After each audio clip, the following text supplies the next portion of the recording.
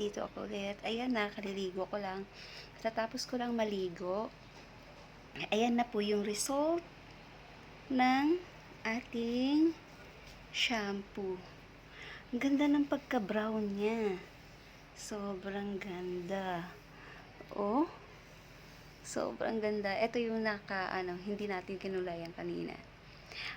Pati yung white hair, talagang pinapa-brown niya ng ganito. Pati yung mga white hair. Kasi may white hair akong konti dito. Wala na yung white hair ko. Talagang tinakpan niya. Shampoo lang yun Ito. Ito ang result. Ito siya. Ito yung shampoo na ginamit ko.